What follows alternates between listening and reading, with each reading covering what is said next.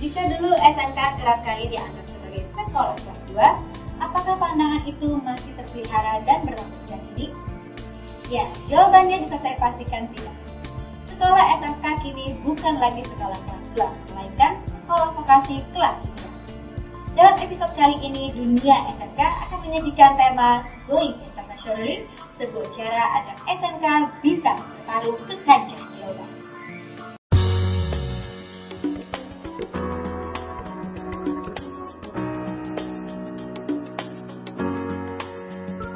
Salah satu tujuan orang menuntut ilmu di sekolah adalah untuk menambah pengetahuan. Pengetahuan itulah yang akan menuntun seseorang untuk menjalani kehidupan menjadi lebih baik. Namun yang tidak dapat dipungkiri adalah apa yang dipelajari di sekolah seringkali tidak sejalan dengan kehidupan nyata. Teori-teori yang dipelajari di bangku sekolah tidak dapat diaplikasikan dalam kehidupan yang sesungguhnya. Karena dalam kehidupan nyata, praktek kerap kali lebih dibutuhkan ketimbang teori. Sebagai contoh, bila seseorang melamar pekerjaan, menunjukkan ijazah saja tidak cukup karena pihak pemberi kerja akan bertanya kemampuan atau skill apa yang dimiliki sang pelamar. Tanpa skill setinggi apapun, nilai-nilai yang tertera dalam ijazah kadang tidak berarti. Untuk menjawab tuntutan tersebut, Sekolah Menengah Kejuruan atau SMK sejak dini membekali siswanya untuk memiliki kemampuan bukan hanya dalam teori, tetapi juga dengan praktek-praktek nyata dari keahlian yang dipelajarinya. Selain di sekolah, setiap siswa SMK harus mengikuti praktek kerja industri di kantor-kantor atau perusahaan-perusahaan agar tidak gagap bila kelak mendapatkan pekerjaan. Untuk bisa bersaing di pasar internasional, sebenarnya yang kami lakukan itu melatih mereka di dalam soft skill-nya, di dalam attitude. Kalau untuk skill di akademis, sampai saat ini kita bisa bersaing. Tetapi di dalam soft skill dan attitude, anak-anak Indonesia ini masih perlu pelatihan-pelatihan yang lebih intens lagi. Kemudian juga memberikan pelatihan-pelatihan yang membuat mereka juga survive dan juga di dalam segi keagamaan, kita di sini cukup ketat. Kita melalui kerjasama dengan semacam badan atau NCT, National Corporate Training, yang berada di Australia. Bentuk kerjasamanya itu dengan memadukan kurikulum dari SMK 30 dengan kurikulum dari NCT. Kita mengirim anak-anak untuk praktek magang yang biasanya dimulai kelas 11. Mereka fokus untuk praktek kerja di industri. Ya minimal mereka punya bekal materi-materi yang mungkin tidak didapat di lingkungan sekolah. Misalkan kalau untuk di jasa boga mungkin peralatan, terus bagaimana cara menghadapi customer secara mental, mereka pun sudah siap. Itulah sebabnya, setiap lulusan SMK umumnya siap bekerja sesuai dengan bidang keahlian yang dipelajarinya. Apakah di bidang administrasi, bidang IT, pariwisata, kesenian, pertanian, teknologi permesinan, dan lain sebagainya. Ya kalau jasa boga itu memang dari dulu ada beberapa alumni kita yang memang bekerja di luar negeri, khususnya siswa pria. Mereka berada di kapal pesiar ataupun di kedutaan Indonesia yang berada di luar negeri. Alumni kami yang lulus dari SMK 36, terutama jurusan kelautan, ini sudah banyak yang bisa bersaing di pasar global atau di dunia internasional seperti di Spanyol, di Jepang, di Belanda, di Suriname. Banyak bekerja di kapal-kapal penangkap ikan dan juga banyak yang bekerja di kapal-kapal kargo.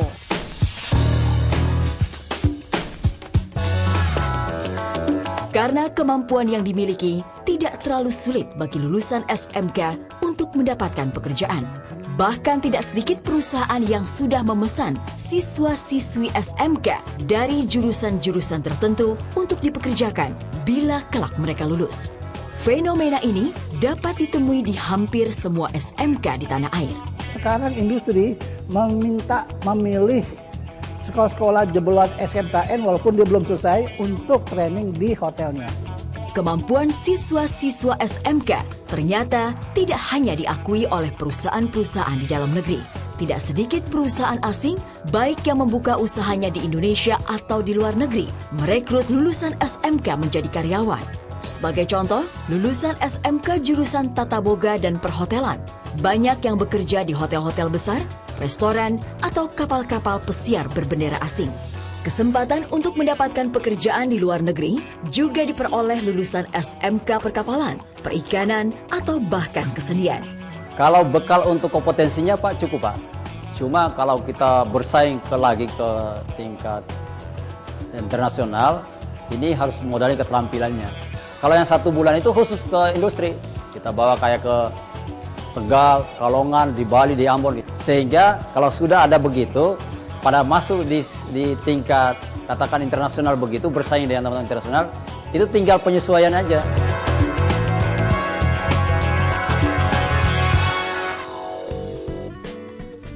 Dari SMK yang mempelajari keahlian kesenian, peluang untuk bekerja di luar negeri juga terbuka lebar. Tidak sedikit permintaan datang dari Jepang dan negara-negara lain bagi lulusan SMK kesenian untuk mengisi lowongan pekerjaan yang sesuai dengan keahlian mereka. Satu hal yang jarang diketahui oleh publik, banyak lulusan SMK jurusan animasi Malang yang mengisi lowongan pekerjaan untuk animator dari perusahaan-perusahaan film asing, baik di Malaysia, Australia, bahkan dari industri film paling terkenal di dunia Hollywood di Amerika.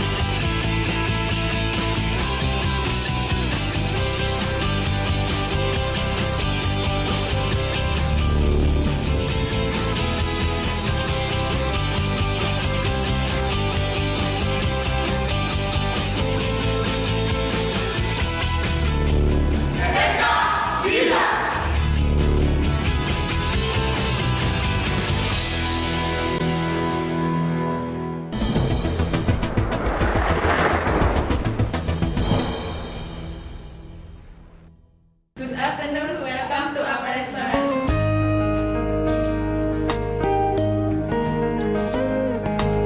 Penyerapan dunia kerja terhadap lulusan SMK memang sangat besar. Hal itu sekali lagi karena kemampuan lulusan SMK memang sudah diakui, baik secara nasional maupun internasional. Di dunia internasional sebenarnya kalau kemampuan kita di atas rata-rata. Itu Filipina, terus saingan kita yang umum di sana kan biasanya Filipina rata-rata. Itu kita di atas rata-rata untuk kemampuan, tapi faktor bahasa yang jadi masalah. Itu. Jadi kayak misalnya let's say semua yang ada di kapal pesiar orang Indonesia, orang-orang yang ada di sana itu sekitar mungkin sama Filipina 50-50, 50-50 gitu loh. Sebenarnya opportunity, kesempatan banyak. Lalu apa yang membuat SMK berhasil sedemikian rupa dalam mendidik siswa-siswanya untuk memiliki kemampuan yang dibutuhkan dunia kerja? Pastinya sih dasar-dasar skill kita sudah dipelajari. Nah, karena itu penguji tamu hadir di sini memberi masukan, memberi pemahaman bahwa ini dasarnya seperti ini. Ini yang nanti dikerjakan di industri.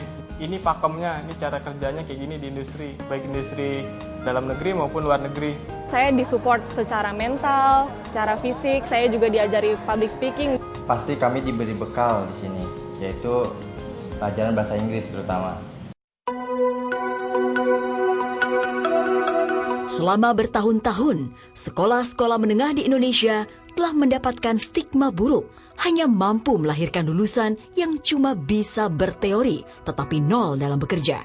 Ketidakseriusan dalam mengembangkan sekolah kejuruan dan cap sebagai sekolah yang hanya akan melahirkan tenaga kerja kasar membuat SMK dipandang sebelah mata, baik oleh para siswa maupun orang tua calon siswa. Belum lagi citra SMK yang buruk karena sikap siswanya, membuat citra SMK bertambah buruk, sehingga minat untuk menjadi siswa SMK sangat minim. Sampai detik ini saja kita banyak kendala. Budaya kita takut keluar. Kalau kita baru keluar Indonesia, itu sudah dilarang sama orang tua. Bahasa kita kalah, even though dengan orang-orang Filipina, bahasa Inggris saja kita kalah. Anak kala kita belajar bahasa Inggris, anak-anak kita itu menyepelekan karena takut. Padahal itu penting. Sekarang bahasa Inggris bukannya bahasa yang ditakutin, sudah umum. Tapi bahasa Inggris itu harus. Faktor bahasa nggak terlalu kalau di dunia penangkapan ikan. Karena yang penting kita bisa bekerja dan mengerti apa yang mereka mau. Yang penting kita bisa tahu bahasa seharian dari mereka. Kelebihan daripada nautik kapal penangkap ikan ini punya dasar, yaitu dasar dia mengetahui tentang operasi penangkapan ikan itu. Tapi kalau seandainya anak-anak kami mengerti bahasa daripada asing itu sangat luar biasa. Bisa bekerja sama dalam dunia, bukan hanya tenaga ABK-nya, tapi tenaga perwira juga akan bersaing. Untuk melawan semua stigma buruk itu, pemerintah segera membenahi SMK. Kurikulum diperbaiki, fasilitas SMK dibenahi, standarnya ditingkatkan. Kerjasama dengan pihak asing yang lebih berpengalaman dalam mendidik siswa-siswa kejuruan diperluas. Itulah sebabnya banyak SMK di tanah air yang memiliki kerjasama dengan lembaga pendidikan atau non-pendidikan dari luar negeri. Kita melalui kerjasama dengan semacam badan atau NCT, National Corporate Training, yang berada di Australia. Dengan memadukan kurikulum dari SMK 30 dengan kurikulum dari NCT, khususnya bidang jasa boga. Salah satu perusahaan penangkapan ikan yang sangat konsen terhadap alumni-alumni SMK, ya. Ini kita bentuk kerjasamanya sudah MOU, mulai dari kita penataan prakerin sampai dengan rekrutmen dan penempatan ke pasar kerja internasional. Kita juga memiliki satu kapal latih, Pak, namanya kapal Marlin.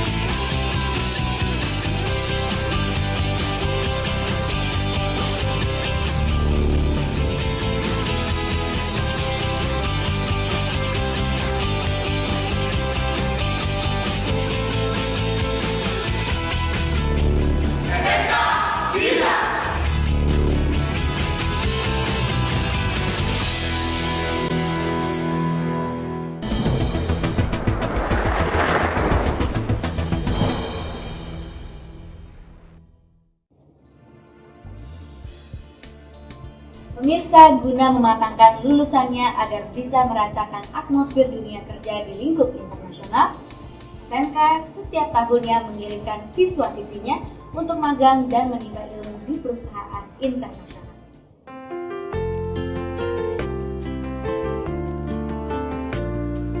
Satu hal yang jarang dilakukan oleh sekolah menengah umum, banyak SMK di tanah air yang memperbaiki manajemen mutu dengan melengkapi persyaratan kelayakan yang dibutuhkan. Hasilnya tidak main-main. Banyak SMK di tanah air yang telah memiliki sertifikat ISO 9001 yang merupakan standar internasional yang diakui untuk sertifikasi sistem manajemen mutu atau SMM.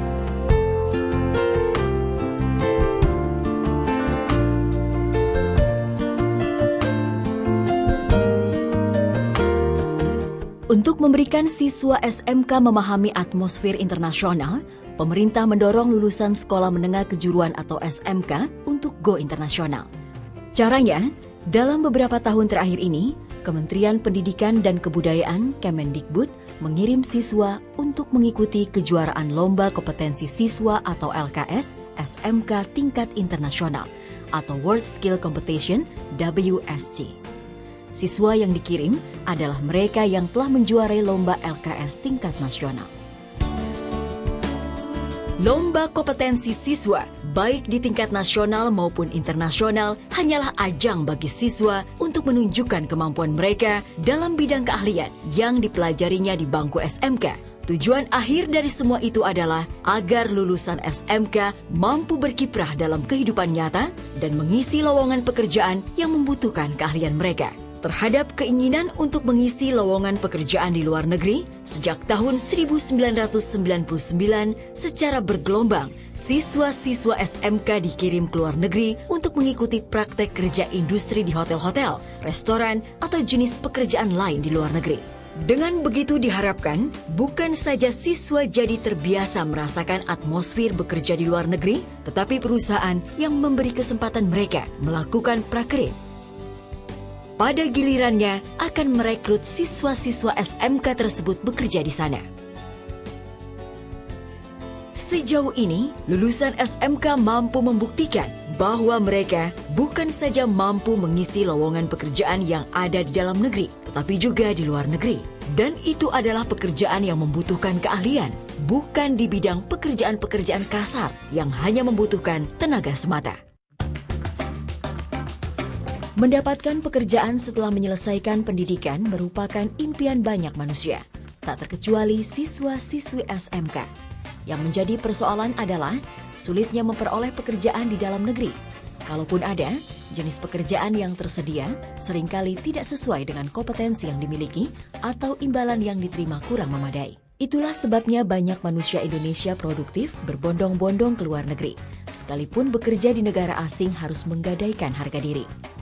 Beruntung bagi siswa-siswi SMK, karena bidang keahlian yang dipelajarinya, banyak pasar tenaga kerja di luar negeri membuka kesempatan bagi lulusan SMK. Selama ini kita punya komitmen untuk pemasaran tamatan itu merupakan suatu program yang wajib kita lakukan, di mana kita ada untuk suplai tenaga kerja di dalam negeri dan ke luar negeri. Kita jalin ada ke Jepang, ke Korea, ke Amerika, Taiwan, Malaysia.